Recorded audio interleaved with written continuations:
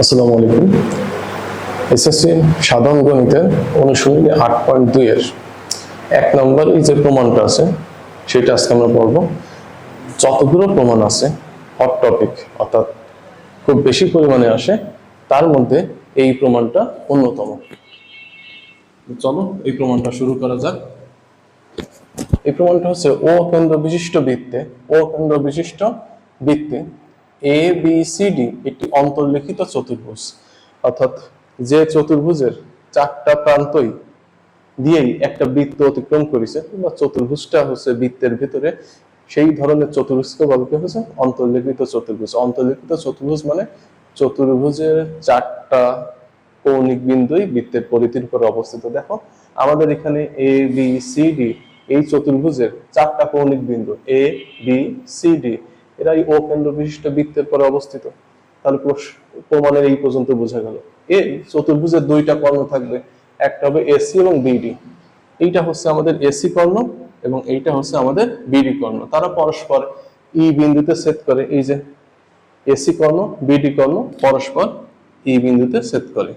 আমাদের প্রমাণ করতে হবে এ ও বি কোণ কই, আমরা তো দেখতেছি না।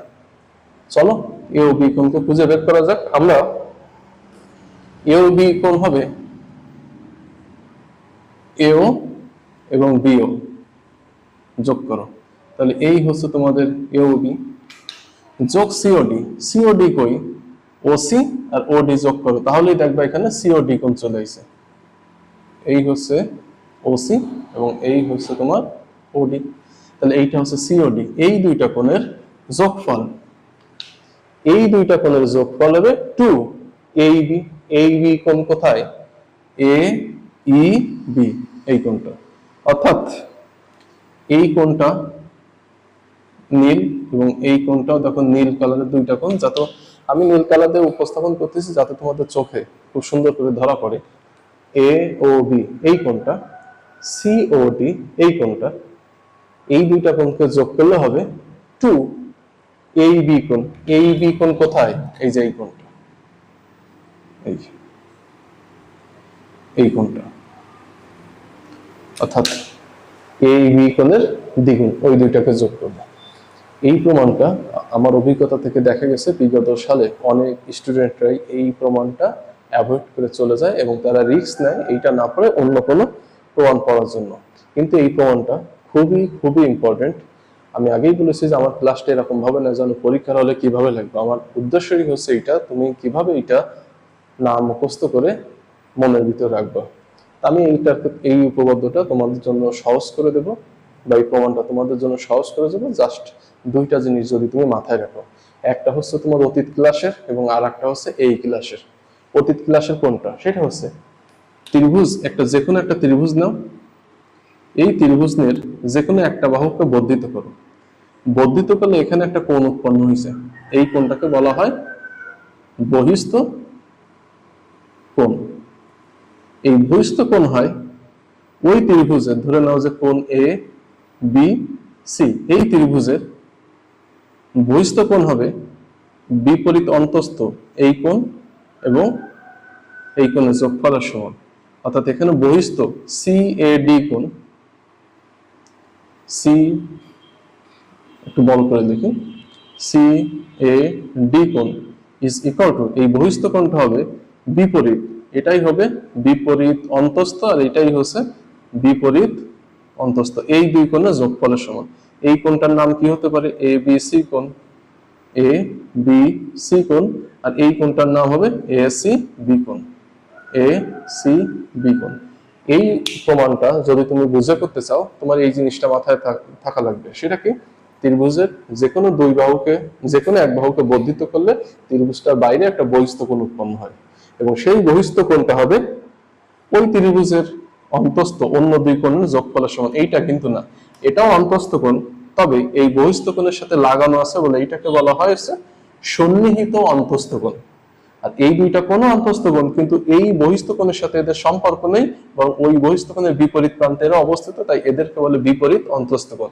ত্রিভুজকে যে কোনো একটা বাহুকে বর্ধিত করলে একটা বহিস্থ কোণ উৎপন্ন হয়, সেই বহিস্থ কোণটা হবে ওই ত্রিভুজের বিপরীত অন্তস্থ কোণ দ্বয়ের সমষ্টির সমান। এটা ছোট ক্লাসের পড়াশোনা, এর সাথে তোমাদের আর একটা জিনিস লাগবে, সেটা খুবই সহজ। তোমরা জানো যে একই চাপের উপরে দণ্ডায়মান বৃত্তস্থ কোণ হবে কেন্দ্রস্থ কোণের অর্ধেক, যেটা তো কত ক্লাসে আমরা পড়াশোনা করেছি, যেখানে একই চাপের উপর দণ্ডায়মান বৃত্তস্থ কোণ হবে কেন্দ্রস্থ কোণের অর্ধেক। এই দুইটা জিনিস যদি তুমি মনে রাখো, তাহলে এই প্রমাণের এমন কোনো কিছু নেই যা তোমার মুখস্থ করতে হবে, জাস্ট এই দুইটা জিনিস। তো চলো প্রমাণে যাওয়া যাক।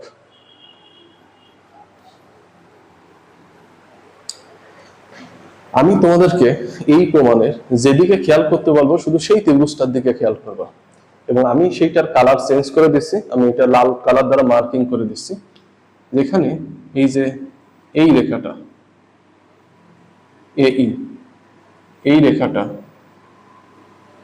ইডি এবং এই রেখাটা এডি, শুধুমাত্র এই ত্রিভুজের দিকে আপাতত লক্ষ্য করো তোমরা, শুধুমাত্র এই ত্রিভুজটার দিকে।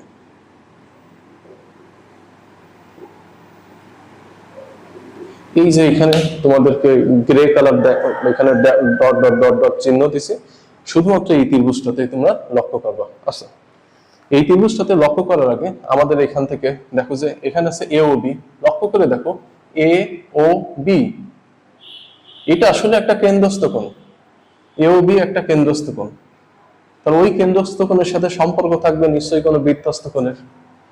সিওডি সিওডি এটা একটা কেন্দ্রস্থ কোণ, এবং ওই কেন্দ্রস্থ কোণের সাথে সম্পর্ক থাকবে নিশ্চয়ই কোনো বৃত্তস্থ কোণের। কেন্দ্রস্থ কোণের সাথে সম্পর্ক থাকে বৃত্তস্থ কোণের, তবে এখানে কিন্তু ওই কেন্দ্রস্থ কোণ এবং ওই বৃত্তস্থ কোণ দুইটা একই চাপের পরে থাকে। সুতরাং আমরা এখানে দেখলাম এ ও বি, এখানের এই কেন্দ্রস্থ কোণের সাথে সম্পর্ক থাকবে ওই একই চাপ এ বি এর পরে আর যে বৃত্তস্থ কোণ আছে সেটা কোনটা? তুমি এখান থেকে এই এ বি চাপকে লক্ষ্য করো, এই যে এইখান থেকে এই এ বি চাপকে তুমি লক্ষ্য করো, এ বি চাপের পরে এইটা হচ্ছে একটা কেন্দ্রস্থ কোণ, ওই এ বি চাপের পরে বৃত্তস্থ কোণ কিন্তু এই যে এটা হচ্ছে বৃত্তস্থ কোণ, এবং এই বৃত্তস্থ কোণের এক প্রান্ত দেখো এ বিন্দুতে গেছে, আর এই বৃত্তস্থ কোণ এ ডি বি এর আরেক প্রান্ত কিন্তু বি বিন্দুতে গেছে, এবং এই কেন্দ্রস্থ কোণের এক প্রান্ত এ তে গেছে, এই কেন্দ্রস্থ কোণের আরেক প্রান্ত বি তে গেছে, অর্থাৎ এই কেন্দ্রস্থ কোণ হবে এই বৃত্তস্থ কোণের দ্বিগুণ, বা এই বৃত্তস্থ কোণটা হবে এই কেন্দ্রস্থ কোণের দ্বিগুণ। সুতরাং আমরা এখান থেকে বলে দিতে পারি যে একই চাপ এ বি এর উপরে দণ্ডায়মান, এ বি এর উপর দণ্ডায়মান বৃত্তস্থ কোণ, এটাই আমাদের বয়রি বৃত্তস্থ কোণ। সেই বৃত্তস্থ কোণের নাম কি হবে? এ ডি বি, কোণ A D B is equal to, এই বৃত্তস্থ কোণটা হবে এই বৃত্তস্থ কোণটা হবে হচ্ছে তোমার কেন্দ্রস্থ কোণের অর্ধেক। তাহলে কেন্দ্রস্থ কোণ কোনটা? এ বি চাপের পরে এ ও বি, তাহলে হাফ এ ও বি, এটা হচ্ছে তোমার কেন্দ্রস্থ কোণ। আমরা যে কথাটা বারবার বলতাম যে একই চাপের উপর দণ্ডায়মান বৃত্তস্থ কোণ হবে কেন্দ্রস্থ কোণের অর্ধেক, সেই কথাটাই আমরা লিখছি। এটা কিন্তু তোমাদের একটা খুবই পরিচিত কথা, নতুন কোনো বিষয় না এটা। আচ্ছা, আমরা আরেকটু লক্ষ্য করে দেখি যে আমাদের এই প্রমাণে আছে সিওডি। তুমি এখান থেকে একটু সিওডি কে খোঁজো। সিওডি, আমি এগুলো একটু মুছে দিই। আচ্ছা, সিওডি কিন্তু এইটা কিন্তু একটা কেন্দ্রস্থ কোণ, কারণ সেটা কেন্দ্রে অবস্থিত। তাহলে এই সিওডি এর সাথে সিওডি এই কেন্দ্রস্থ কোণটাকে লক্ষ্য করো, এটা কোন চাপের পরে আছে? সিওডি। এটা আসলে দেখো এই সিডি চাপের পরে আছে, এই সিডি চাপের পরে এই কেন্দ্রস্থ কোণটা আছে, কেন্দ্রস্থ কোণের সাথে সম্পর্ক থাকে বৃত্তস্থ কোণের। তুমি এবার ওই সিডি চাপের পরে বৃত্তস্থ কোণ খোঁজো, সেটা হচ্ছে এই যে এইটা দেখো, এই সি ডি চাপের পরে এই হচ্ছে একটা বৃত্তস্থ কোণ। আমরা এখানে বয়রি লিখে রাখলাম, নোট এখানে বুঝলাম যে বৃত্তস্থ কোণ। তাহলে এই কেন্দ্রস্থ কোণের সাথে সম্পর্ক থাকবে এই বৃত্তস্থ কোণের। কেন?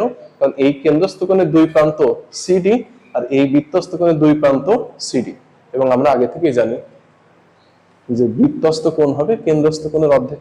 তাহলে আবার আমরা বলতে পারি, আবার একই চাপ সিডি, সিডি এর উপর দণ্ডায়মান বৃত্তস্থ কোণ কোনটা? এই C A D, C A D, সেটা হবে কেন্দ্রস্থ কোণের অর্ধেক। সিডি এর পরে দণ্ডায়মান কেন্দ্রস্থ কোণ কত? C O D. এই হচ্ছে তোমার সি ও ডি। এটাকে আমরা 2 নাম্বার সমীকরণ দিয়ে রাখলাম। তো এখন এই যে কাজটা করলাম, এইটা হচ্ছে একটু পরে আমরা প্রমাণের জন্য এই দুটো আমাদেরকে লাগবে, সেটা নির্ণয় করে রাখলাম। এখন আসো, যে আমি বলছিলাম না যে এই উপপাদ্যটা তুমি না মুখস্থ করে শুধুমাত্র বুঝে বুঝে পরীক্ষার খাতায় লিখতে পারবে, এর জন্য তোমার 2টা জিনিস জানতে হবে। তো এইটা একটা জিনিস ছিল যে কেন্দ্রস্থ কোণ হবে বৃত্তস্থ কোণের অর্ধেক, বা বৃত্তস্থ কোণ হবে কেন্দ্রস্থ কোণের অর্ধেক। একটা বিষয় জানার দরকার ছিল, আমরা সেটা অ্যাপ্লাই করে দিছি, এটা লাগবে না। আর একটা কথা কি বলছিলাম, যেটা ড্রয়িং করেও দেখাই দিয়েছিলাম, যে ত্রিভুজের যে কোনো একটা বাহুকে বর্ধিত করলে যে বহিস্থ কোণ উৎপন্ন হয়, তা ওই ত্রিভুজের বিপরীত অন্তস্থ কোণ দ্বয়ের যোগফলের সমান। এখানে লক্ষ্য করো এ ই ডি, এই ত্রিভুজটা লক্ষ্য করো। এই ত্রিভুজটা আমি এখানে বোর্ডে দিছি এবং পাশাপাশি দেখো আর একটা ছবিতেও দিছি। তুমি দেখো যে এখানে এই যে লাল কালারের যে ত্রিভুজটা তুমি দেখতে পাচ্ছ এ ই ডি, এখানে একটা বহিস্থ কোণ হচ্ছে এ ই বি। এখন তোমার মনে হতে পারে স্যার এখানে বহিস্থ কোণ তো অনেকগুলোই আছে, আপনি কেন এটা নিচ্ছেন? অর্থাৎ এই একটা বহিস্থ কোণ, এখানে একটা বহিস্থ কোণ, আরো একটা বর্ধিত করলে আরো বহিস্থ কোণ পাওয়া যাবে। আমার প্রমাণের মধ্যে আছে এ ই বি। তুমি দেখো এ ই বি, এটা কিন্তু একটা বহিস্থ কোণ, কারণ এই লাল কালারের ত্রিভুজটা এ ই, আমি ইটাকে এই পাশে লিখি, এ ই বি, এই যে একটা লাল কালারের লাল রঙের একটা ত্রিভুজ, সেই ত্রিভুজের ডিই বাহুকে বর্ধিত করলাম, তাহলে বর্ধিত করলে বি পর্যন্ত বর্ধিত করলে এইটা একটা বহিস্থ কোণ উৎপন্ন হলো। তাহলে এই বহিস্থ কোণটা হবে বিপরীত এই কোণে আর এই কোণের যোগফলের সমান, বা উল্টো করে বলা যায় যে এই কোণ আর এই কোণ যোগ করলে পাওয়া যাবে হচ্ছে এই বহিস্থ কোণ, যেভাবেই বলো। এখন ত্রিভুজ এ ই ডি হতে পারি, এ ই ডি হতে পাই। এখানে বহিস্থ কোণ কোনটা? এ ই বি কোণ, এ ই বি কোণ। এটা কিসের সমান হবে? ওই ত্রিভুজের ভিতরে বাকি যে অন্তস্থ কোণটা আছে, এইটা একটা অন্তস্থ কোণ এবং এইটা একটা অন্তস্থ কোণ, এই অন্তস্থ কোণ দ্বয়ের সমষ্টির সমান এই কোণটা হবে এই কোণ এবং এই কোণের সমান। তা তুমি লিখে দাও যে এখানে এই কোণটা হচ্ছে বি ও, এই কোণটা হচ্ছে তোমার বি, এখানে আমরা বলতে পারি ই ডি এ কোণ বা এ ডি ই কোণ, যেটাই বলো তুমি। তাহলে এখানে বলতে পারি এ ডি ই কোণ, এ ডি ই কোণ যোগ এই কোণটা, এই কোণের নাম কত হবে? এই কোণের নাম হবে হচ্ছে ই এ ডি কোণ, ই এ ডি কোণ, বা এ ই বি কোণ ইজ ইকুয়াল টু, দেখো আমি আরেকটা জিনিস তোমাদেরকে বলি, যে আমি এই কোণটার নাম দিলাম এ ও বি, আর এ ও রেখার পরে আর একটা বিন্দু দিলাম পি।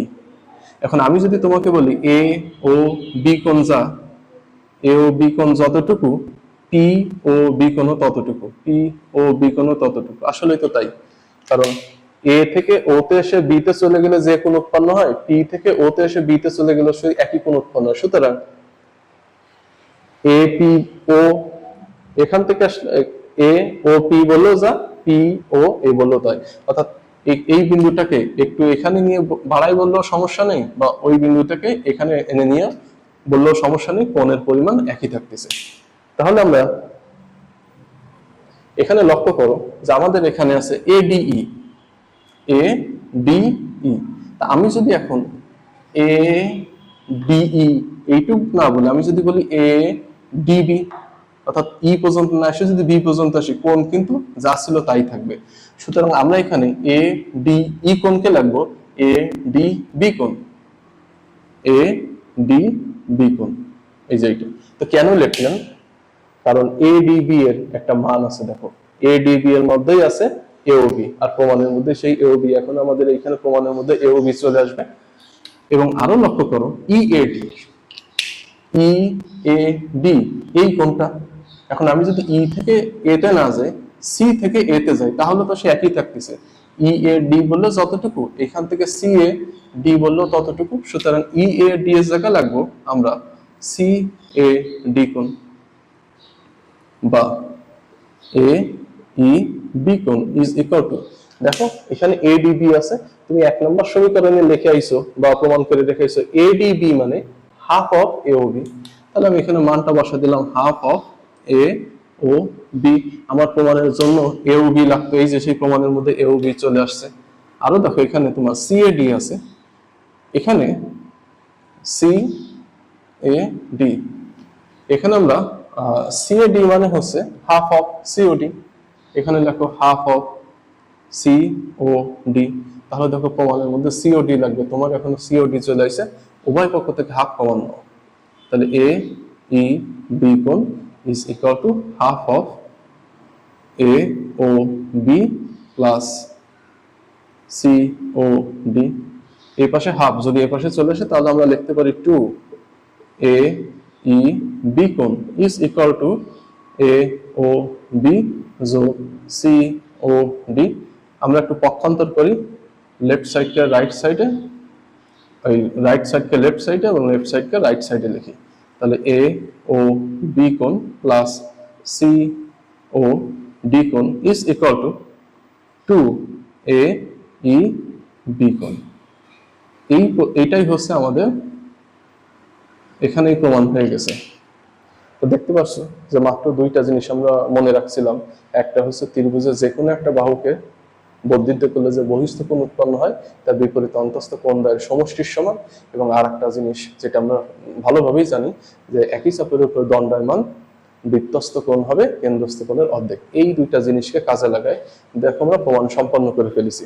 তবে এই প্রমাণের সাথে আরো একটা প্রমাণ আসে, সেই প্রমাণটা জাস্ট এখানে আর দুইটা লাইন যোগ করলে আরো একটা ইম্পর্টেন্ট প্রমাণ তোমাদের হয়ে যাবে। সেই প্রমাণের মধ্যে কি থাকে জানো? এখানে যেমন আছে প্রমাণে ও কেন্দ্র বিশিষ্ট বৃত্তে এ বি সি ডি অন্তর্লিখিত চতুর্ভুজ এসি এবং বিডি কর্ণদ্বয় ই বিন্দুতে ছেদ করে, কেমন ভাবে ছেদ করে বলিনি, কিন্তু অন্য একটা প্রশ্ন বলে ই বিন্দুতে তারা ই বিন্দুতে সেই প্রমাণে থাকে লম্ব ভাবে ছেদ করে। লম্ব ভাবে ছেদ করে মানে এখানে যে তুমি কোণটা দেখতেছো, এই কোণটা অর্থাৎ এখান থেকে এসি এবং এখান থেকে বিডি এরা লম্বভাবে ছেদ করবে। যখন লম্বভাবে ছেদ করবে তখন এখানে হয়ে যাবে 90 ডিগ্রি। এবং সেই প্রমাণের ক্ষেত্রে তারা প্রমাণ করতে বলে এ ও বি কোণ যোগ সি ও ডি কোণ ইজ ইকুয়াল টু 180 ডিগ্রি। যদি প্রমাণে এই কালো রঙের এই প্রমাণটা আসে, তাহলে কিভাবে করতে হবে সেটা তো দেখাই দিছি। আর যদি এখানে বলে বিন্দুতে কর্ণদ্বয় লম্বভাবে ছেদ করে, তাহলে দেখাও যে এইটার প্রসেসও এই পর্যন্ত আসতে হবে। তারপরে তোমাকে দুইটা লাইন যোগ করতে হবে, যে বা এ ও বি কোণ যোগ সি ও ডি কোণ ইজ ইকুয়াল টু 2 গুণ, দেখো এসি এবং বিডি যদি লম্বভাবে ছেদ করে, তাহলে এই কোণটা 90 ডিগ্রি। কোন কোণটা? এই যে এ ই বি, এই কোণটা 90 ডিগ্রি হবে। তাহলে এই এ ই বি এর জায়গা আমরা 90 ডিগ্রি লিখে দেব তখন, বা এ ও বি কোণ যোগ সি ও ডি কোণ ইজ ইকুয়াল টু 2 গুণ 90 ডিগ্রি 180 ডিগ্রি। ওই যে ওই প্রমাণটা তখন হয়ে গেছে। অর্থাৎ একই প্রশ্ন থেকে দুইটা প্রমাণ আসে। আমরা প্রথমে যে প্রমাণটা পড়লাম এটা হচ্ছে তোমার অনুশীলনী 8.2 এর 1 নম্বর প্রমাণ, এবং দ্বিতীয় যে প্রমাণটা ব্লু কালার দ্বারা আমি এক্সটেনশন করেছি, এই প্রমাণটা হচ্ছে তোমাদের 8.2 এর 4 এর গ নম্বর প্রমাণ। দুইটাই সমান ইম্পর্টেন্ট, একটা পড়লে আর একটা এমনিতেই হয়ে যায়। তো আমি এখানে উপপাদ্য এই প্রমাণটাকে যেভাবে দেখিয়েছি সেটা হচ্ছে তুমি কিভাবে মনে রাখবা, মুখস্থ পরিহার করে কিভাবে বুঝে বুঝে লিখবা, এইটাকে একটু বইতে বা গাইডে যেভাবে সুন্দর করে লেখা আছে সেইভাবে উপস্থাপন করতে হবে, যাতে করে এখান থেকে ফুল 4 মার্কই পাওয়া যায়। আশা রাখি বুঝতে পারছো। ইনশাল্লাহ সামনে অন্য কোনো ক্লাসে তোমাদের সাথে দেখা হবে।